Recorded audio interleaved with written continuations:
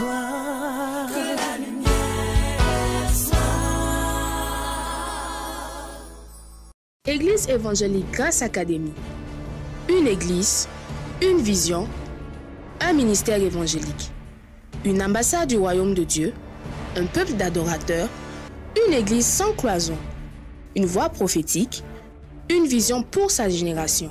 Nous prêchons et vivons l'évangile du royaume. Grâce Académie.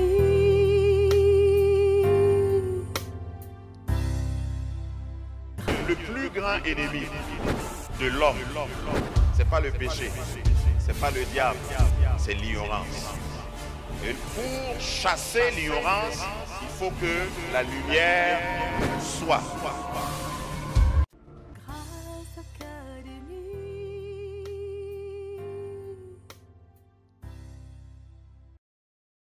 Acclamez le Seigneur pour cela.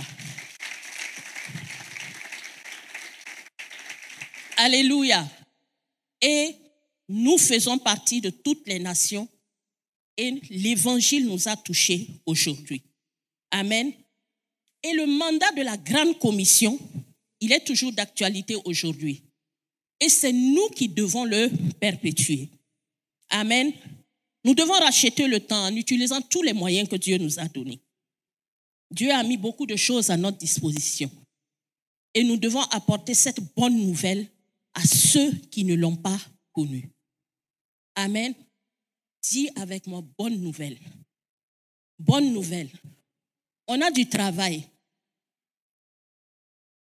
La dernière fois, on suivait le rapport du dernier recensement au Burkina. On a plus de 62% de bonnets blancs. Plus de 20 et quelques de l'autre religion.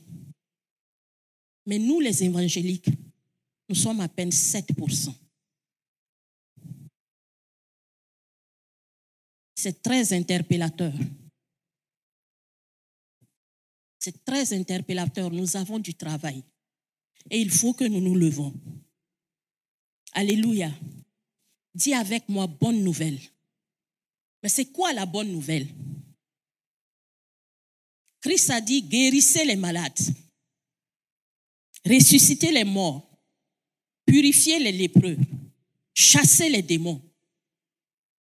La bonne nouvelle, c'est de dire aussi comme Pierre, à ce paralytique devant la porte, la belle du temple, je n'ai peut-être rien à te donner matériellement, mais ce que j'ai, je te donne, c'est Christ que j'ai.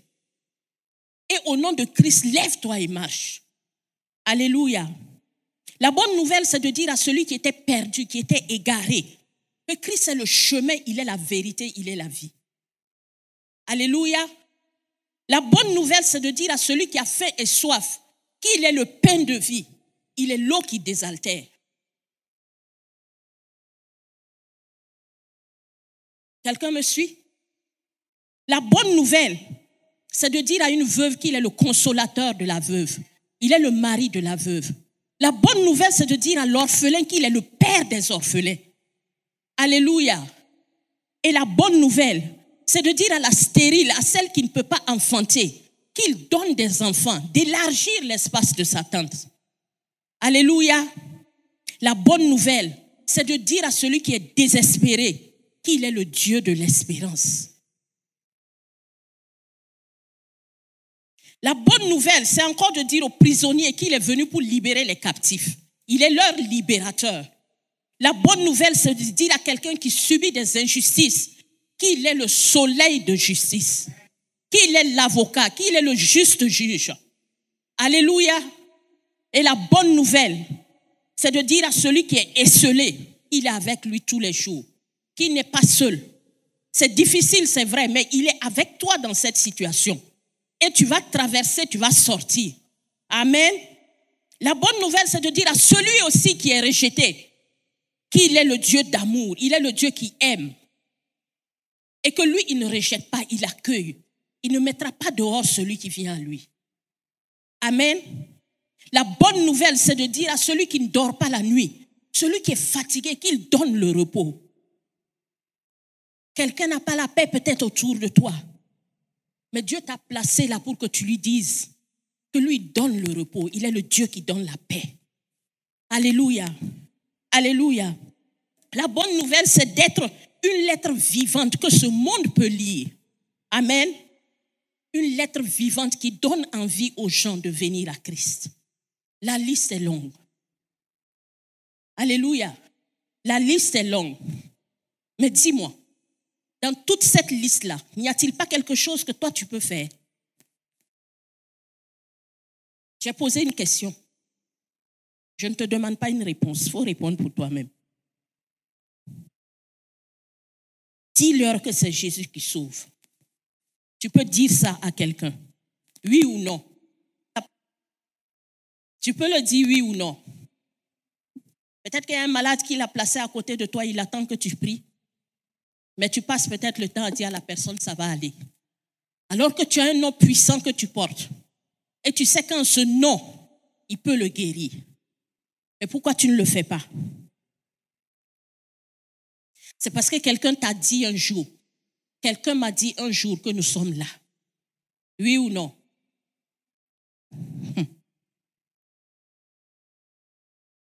Quelqu'un a parlé. Tu l'as connu.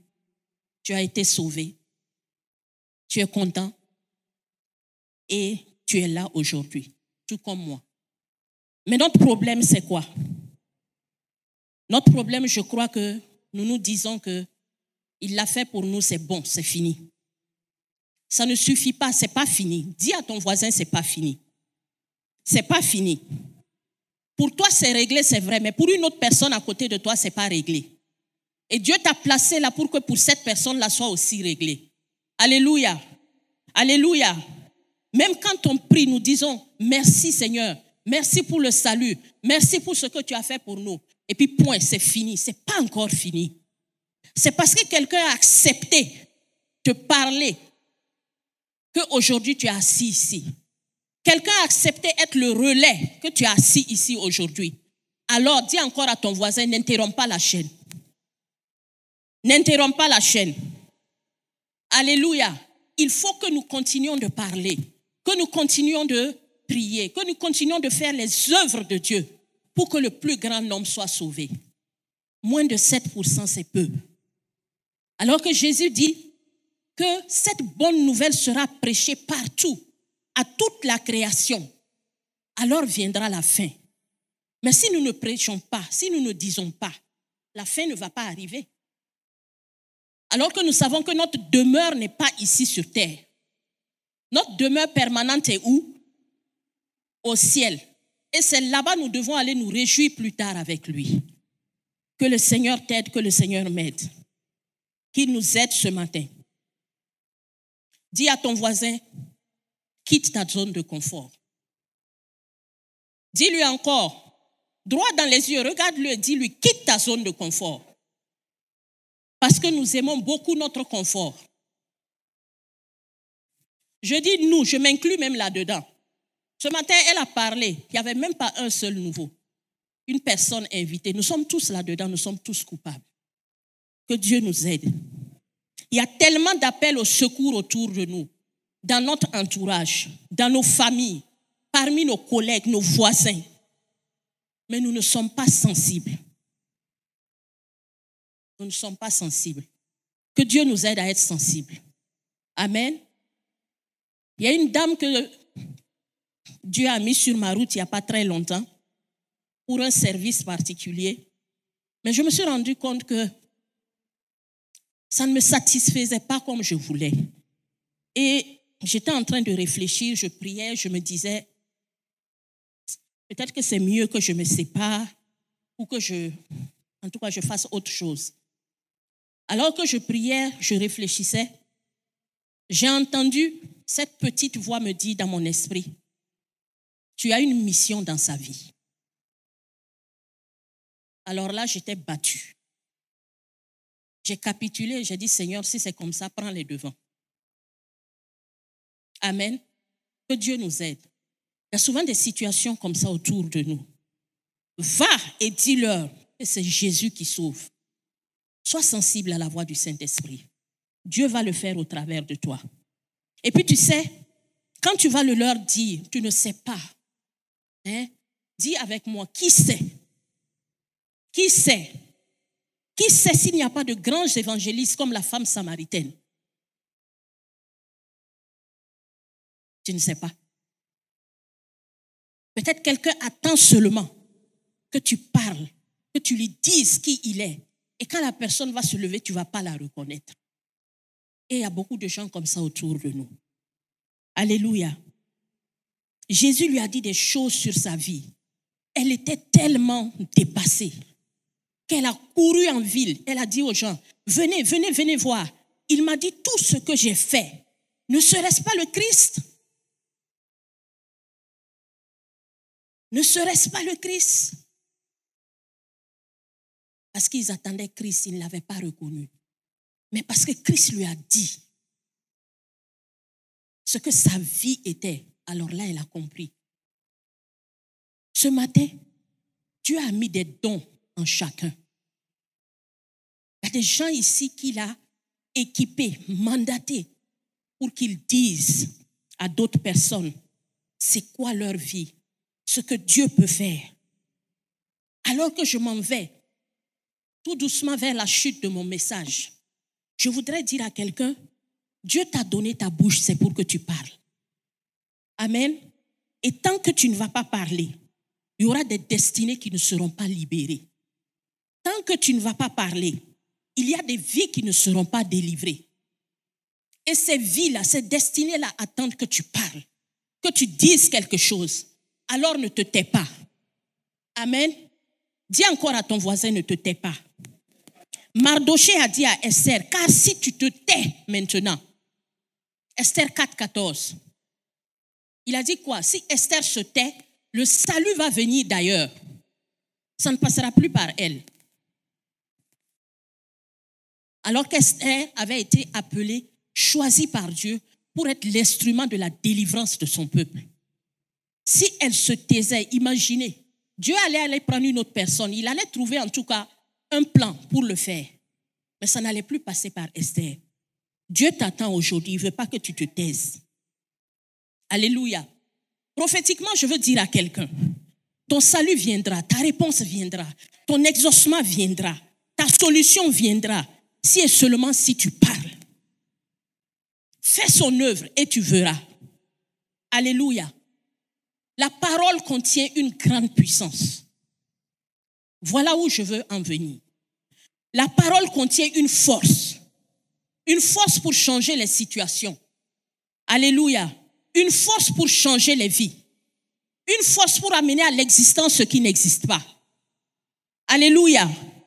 La parole, elle contient une force. La parole donne la vie, mais pas la mort. Mais souvent, Dieu a mis la parole dans nos bouches et nous prenons notre bouche, nos langues, pour dire plutôt des paroles de mort, mais pas des paroles de vie. Au milieu de nous, il y a des agents de l'autre là aussi. Ils ne travaillent pas pour donner la vie, mais ils travaillent pour donner la mort, pour éparpiller. Ne fais pas partie de ces gens. Refuse de faire partie de ces gens. Sors de là parce qu'on récolte toujours ce qu'on a semé. Dieu ne t'a pas donné ta bouche et ta langue pour que tu prophétises la mort, pour que tu dises la mort. Il t'a donné ta bouche et ta langue pour que tu prophétises le bien, pour que tu parles et que la vie vienne, pour que tu parles et que les choses changent. Alléluia. Mais ce n'est pas ce que tu es en train de faire. Je suis très consciente qu'humainement, c'est difficile de dompter sa langue. Mais la Bible nous donne le Saint-Esprit, elle nous donne le modèle pour nous aider. Dans Jacques 3, 4 à 6, nous voyons, on nous parle de la langue. C'est un petit membre, mais un petit membre qui peut faire tellement de dégâts. Un petit membre qui peut enflammer toute une forêt. Qu'est-ce qui sort de ta bouche?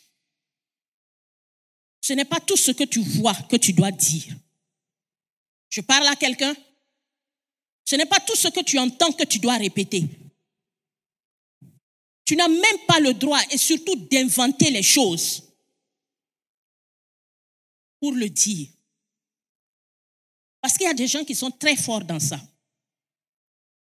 Des gens qui sont sérieusement complexés, qui veulent toujours que les regards soient sur eux. Ils sont capables d'inventer des choses pour dire sur quelqu'un, alors que ce n'est pas vrai. Regarde, il faut sortir dans ça. Il faut quitter là-bas. Et si tu es comme ça, tu te connais, tu as un sérieux problème et tu dois passer par la délivrance, tu es malade.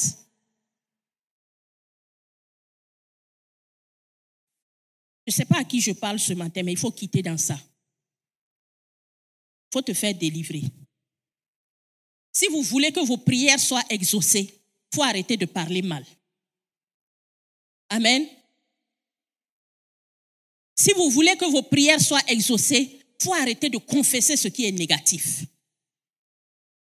Tu viens dans la maison de Dieu, tu dis une chose, tu crois que Dieu va le faire, mais tu sors, tu dis son contraire. Comment tu veux voir la main de Dieu agir? Alors que la parole te dit que ton Dieu est un Dieu puissant.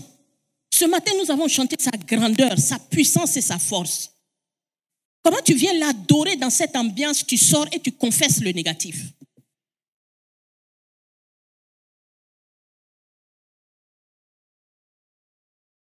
Dites du bien, donnez la vie, guérissez par vos paroles. C'est à ça Dieu nous appelle. Si Esther s'était tue, ça n'allait pas être bien. Il faut arrêter d'avoir peur, de trouver des excuses. Amen. Amen. Que le Seigneur nous aide ce matin. Que le Saint-Esprit nous aide ce matin. Alléluia. Alléluia. Que le Saint-Esprit nous aide ce matin. Laisse Dieu s'occuper de ta langue ce matin. Et tu vas voir que les choses vont changer. Dieu a mis une puissance en toi. Dieu compte sur toi. Pour que tu puisses parler, les malades vont être guéris. Pour que tu puisses parler, et des vies vont être délivrées. Mais malheureusement, tu n'y arrives pas parce que tu parles mal. Que le Seigneur sanctifie ta langue. Je vais revenir à l'histoire de cette femme. La suite de l'entretien, les échanges m'ont montré en fait que c'est une femme que son mari appréciait, admirait beaucoup, parce qu'elle était pleine de talent. C'était une personne vraiment d'influence qui pouvait faire de grandes choses. Mais malheureusement, elle avait grandi dans une atmosphère où tout était négatif autour d'elle. On parlait mal, on jugeait mal, on interprétait mal tout ce qui se disait. Alors le monsieur lui a dit, non, moi je suis venu dans ta vie pour te sauver, parce que ça doit changer. Le bon qui est en toi là, c'est ce que je veux voir. Mais Dieu merci, elle avait commencé à prendre conscience. Et c'est ça qui l'a aidé à sortir de cette situation. Il y a beaucoup d'hommes que Dieu a envoyés comme des missionnaires dans la vie de certaines femmes. Il y a beaucoup de femmes aussi que Dieu a envoyées comme missionnaires dans la vie de certains hommes.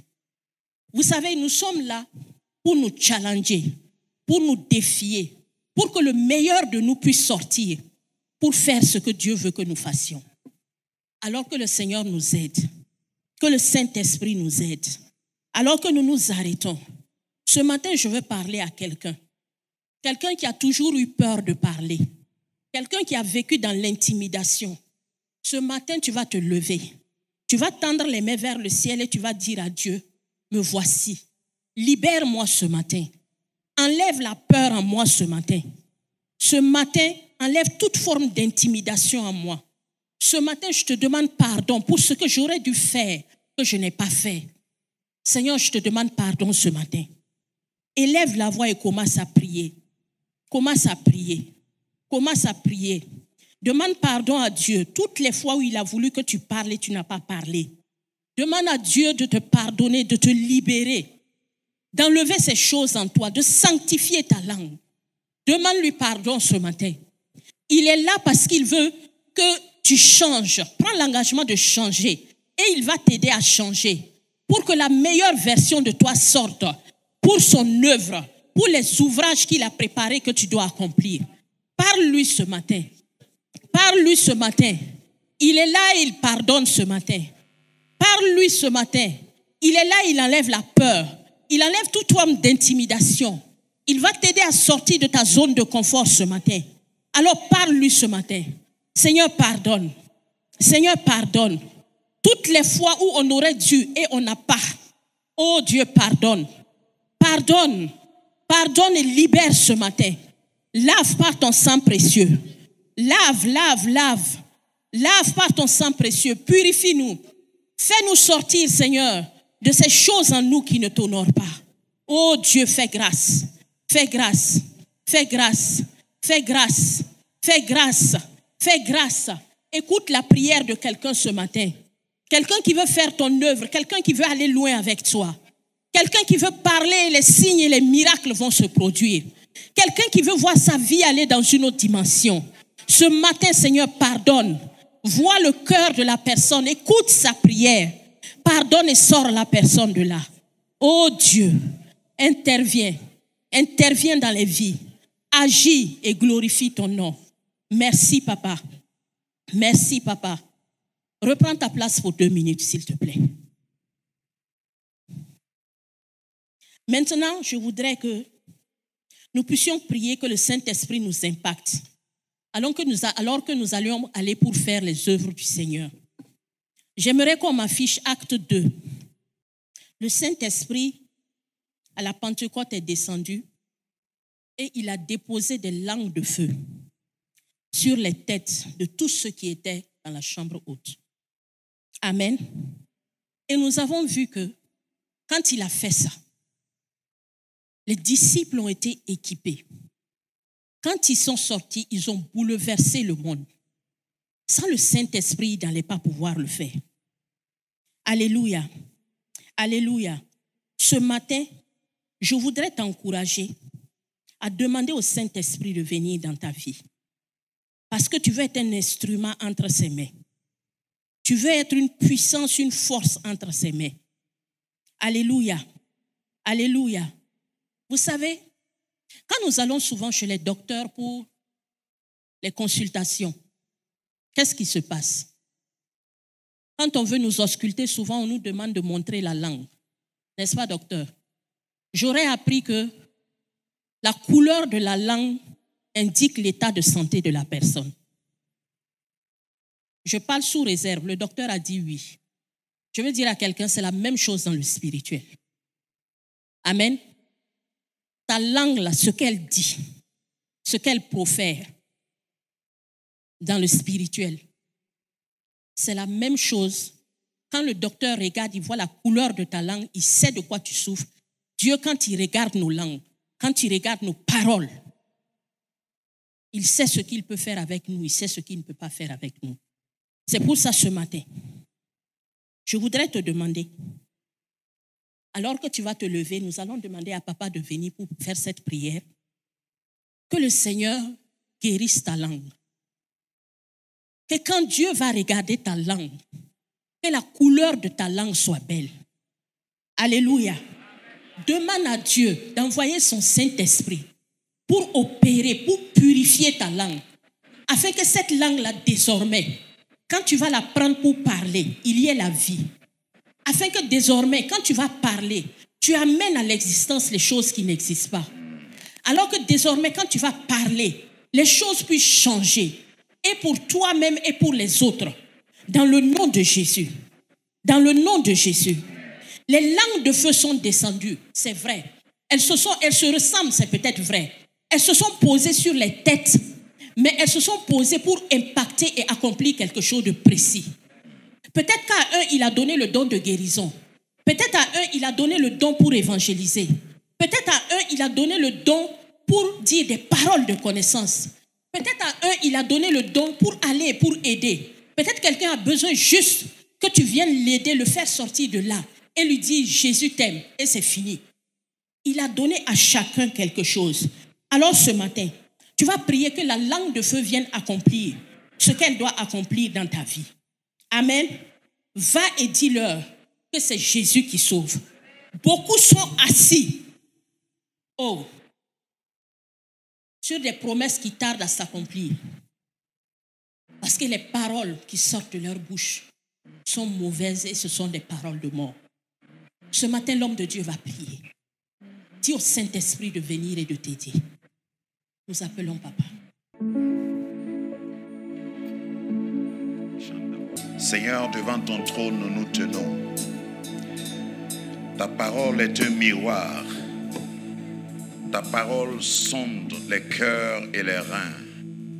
Ta parole met la différence, fait jaillir la lumière et chasse les ténèbres. Ce matin, tu as parlé et nous voulons te soumettre nos vies.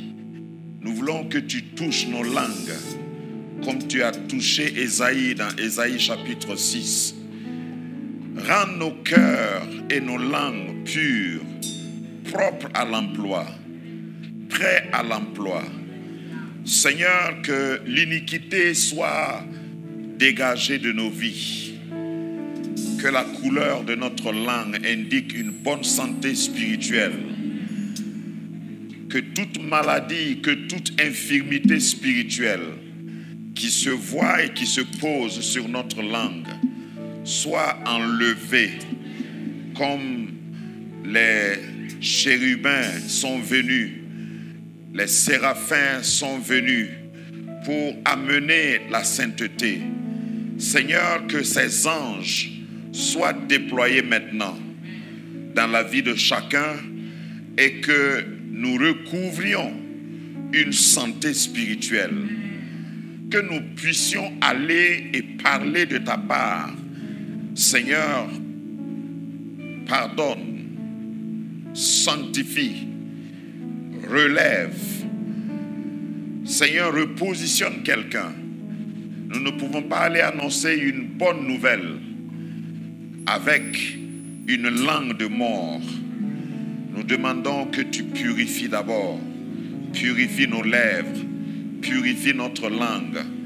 Nous nous repentons de toute mauvaise parole, car ta parole dit que nous allons rendre compte de toute parole.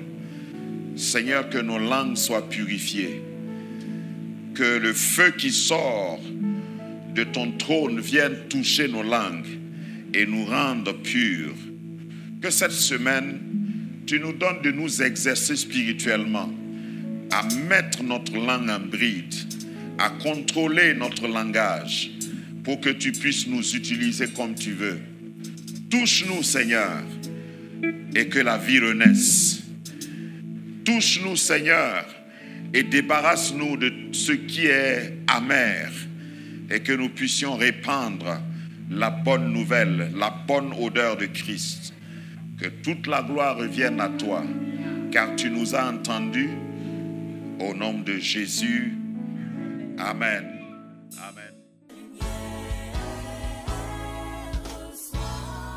Que ta lumière soit, que la lumière